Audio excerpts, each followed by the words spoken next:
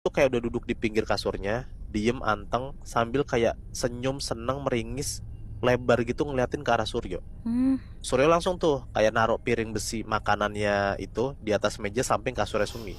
Baru juga si Suryo balik badan mau pergi beberapa langkah keluar bangsala Sumi ya. Tiba-tiba ada suara kayak prang gitu. Piring besi yang baru banget ditaruh sama Suryo itu tuh udah kebanting gitu aja ke lantai sekaligus gelas plastiknya juga. Oh. Nah karena kebetulan menu makanan pasien itu mayoritas berkuah, jadi ya sekarang kondisi lantai kamar Sumi tuh beneran kayak basah gitu lebih Nat. Di situ Sumi langsung kayak jongkok ke arah lantai, tapi bukan buat ngebersihin. Sumi tuh malah kayak semacam ngumpulin sisa air-air yang ada di lantai itu, dijadiin ke dalam satu kayak buletan air gitu. Terus pas ditanya sama Suryo, si Sumi itu ngapain?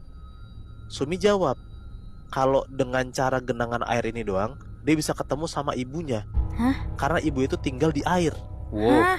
Nggak jelas kan? Di situ Iya. kalau lo jadi Suryo ya pasti kesel lah kayak nih orang gila nih ya gitu kan. Suryo tuh langsung kayak nyamperin Sumi buat ngebersihin makanannya sambil kayak ngedumel-ngedumel gitulah. Nah meskipun nggak tahu bakalan paham atau enggak, tapi di sini tuh Suryo kayak ngebentak Sumi dan bilang kayak mana ibumu di air nggak ada gitu.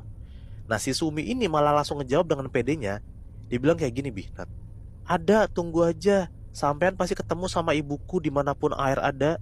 Di situ ada ibuku. Gitu, nggak jelas kan? Iya, Udah iya. akhirnya Suryo responnya masih sama.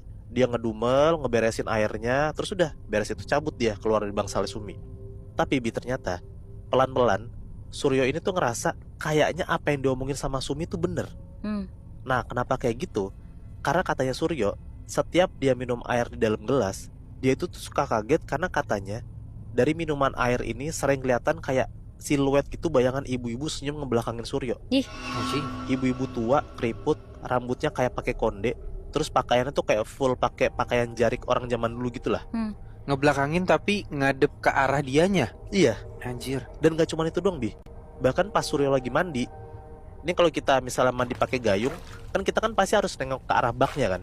Pas Suryo tuh nengok ke arah bak mandi itu, Suryo bisa ngeliat jelas banget ada sosok perempuan itu kayak udah ada di atas Suryo. Jadi kayak di plafon kamar mandi gitu tuh sambil kayak megang tangan kaki biar nggak jatuh gitu loh. Jadi kayak ada refleksi dari air, kelihatan kalau di atas kepala Suryo tuh ada sosok cewek gitu. Anjing aneh banget bangsat.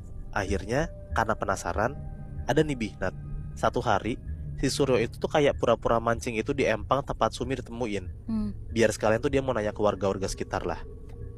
Dan dari hasil risetnya si Suryo ini, ternyata orang-orang itu tuh warga-warga sana bilang kalau Sumi itu tuh emang gila setelah kehilangan sosok ibunya.